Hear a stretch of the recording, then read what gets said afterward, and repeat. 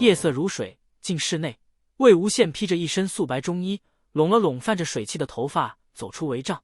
上午刚带众小辈夜猎归来，沐浴后有些许疲乏，本想回里间等蓝忘机回来，却见那人已端坐在桌案前，专注地批阅文卷。柔和微黄的烛光下，蓝忘机衣着似雪，发髻微散，宽大有力的肩膀和直挺的腰背从宽松的外袍中隐隐透出。察觉到声响，蓝忘机抬头看看身后的人，道：“魏婴。”魏无羡怔了片刻，随即嘻嘻一笑，抬起只穿着白袜的脚，小跑至书榻前，倚在了蓝忘机身边。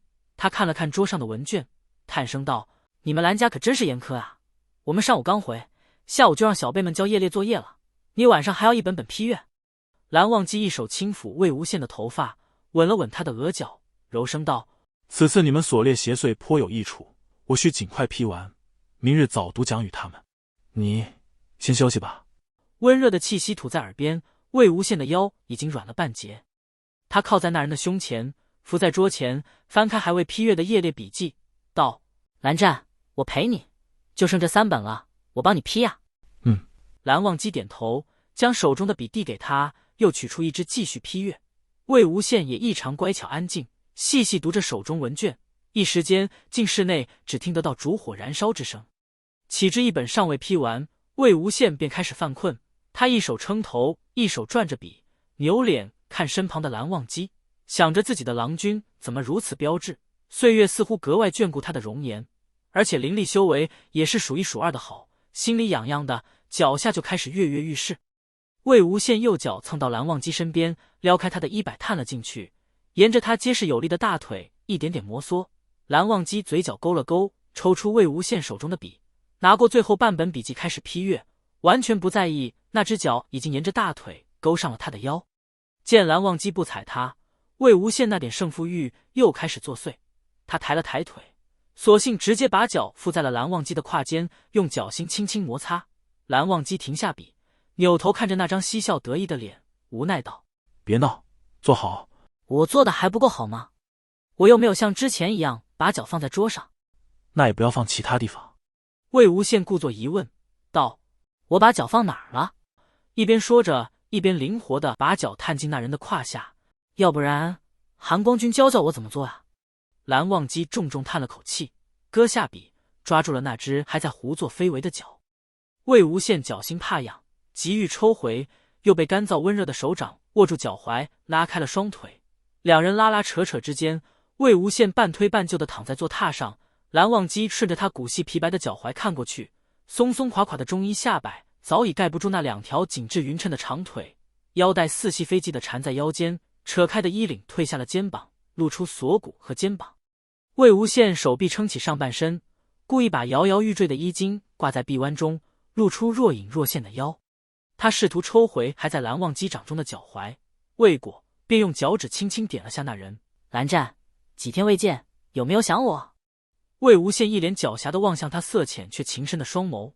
在之前的情事中，往往此时蓝忘机早已情难自持，扑倒在他身上缠绵起来，但今日那人除了目光依旧炽热专注，神情却是异常镇定。魏无羡被身前之人的眼神灼得些许燥热，他喃喃道：“你放开我啊！”蓝忘机抬起他的小腿，拉掉足袜，让脚掌踩在自己的肩膀。魏无羡下意识缩了缩，却被紧紧抓住，看着蓝忘机垂着双眸在自己脚背上落下一个又一个湿吻，一阵战栗从下而上冲后脑。“蓝湛，别这样！”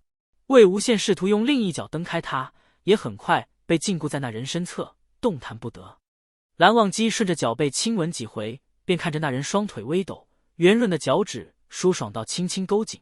蓝忘机没有任何犹豫的张口含住吸吮，湿滑温热的舌头沿着白皙纤细的脚趾缝慢慢舔舐。魏无羡喉咙里发出几声悠长叹息，一贯在情事上喜欢主导的魏无羡，此时却束手无策。他不敢看目光灼灼的蓝忘机，也羞于让那人看到自己的失态。蓝忘机在足心吻了一下，便饶过了他。魏无羡心急难耐，手脚并用勾住蓝忘机不放，将两人的下身紧紧贴合缠没，双唇无声地祈求着自己夫君。岂料那人突然变脸，起身摘下抹额，便抓起魏无羡的双腿，把2个脚踝紧紧绑住。魏无羡还未从方才旖旎中回神，便被人翻了身压在软榻上。魏无羡大惊，机欲挣脱，却被身后之人死死定住。两人的情势一直都是水到渠成，水乳交融。虽然魏无羡知道蓝忘机向来喜欢粗暴，但从来没有暴力强迫过他。魏无羡发现自己无法翻身，便抬手向身后打去，气道：“蓝湛！”